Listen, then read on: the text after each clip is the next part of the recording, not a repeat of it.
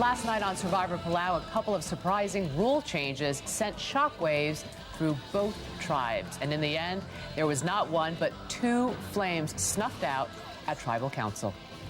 Because win or lose, both tribes are going to Tribal Council tonight. Both tribes will vote one tribe member out. Fifth person voted out of Survivor Palau, Willard. It's time for you to go. Before you vote, Oolong, Karor, you are going to vote. Last part of your reward is you are going to vote to give immunity to one person from Oolong. Immunity goes to Ibrahim. Sixth person voted out of Survivor Palau, Angie. It's time for you to go. Step, rock, and it is.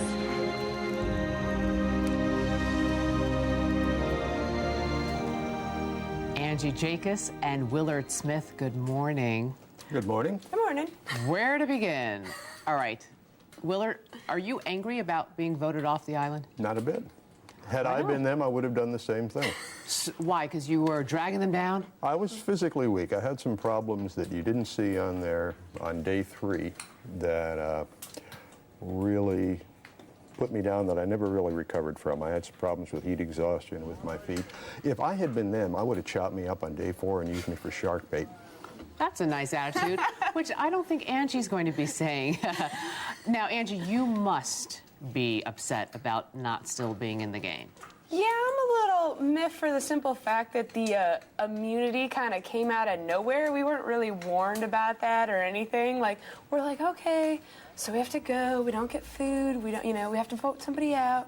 And then like, oh, we just gonna lay this on you too. Like, you have immunity for somebody and it's not you. Oh, no. And wouldn't you know it, the immunity went to the person you guys had all agreed to vote off, Ibrahim. So when he put on that necklace and he got immunity, did you, Angie, have any idea that it would end up being you walking away? Oh, I totally had an idea. I was just like, because it was like, okay, there's only so many people left. There's like 5 of us, there's only so many people's heads that can go around. So I was like, oh no, we have no backup plan whatsoever. We never talked about like, okay, if it's not Ibrahim, then who? So I was like, oh man, this is tough. I didn't even expect it to be a tie between me and Bobby John, but it was. I was blown away by that. So then maybe that gave you a little bit of hope when you saw he had to vote. Yeah, a little bit, until I figured out it was Bobby John and not somebody else. I was like, oh no, the coconut getter. I have no chance against the coconut getter. Were you at all, Willard, relieved because you were, not in the best shape there? No, I was very frustrated. The only time you're penalized for being weak is before the merge. And if you can get to the merge, which I was hoping to do by simply having Karor win all the challenges, it becomes something less of a liability. So, no, I was not particularly happy to go. I guess from about day 4 on, I felt like the guy was having the bad dream where you're trying to run fast and you can't. You just go slower and slower. It's very frustrating because I'm not normally that weak and feeble as I appeared out there. It's very, very frustrating. Mm-hmm. How about for you, Angie? Were you at all relieved to, not have to suffer through this cutthroat competition? Was any, part of your brain thinking, well, now I get to stay in a hotel?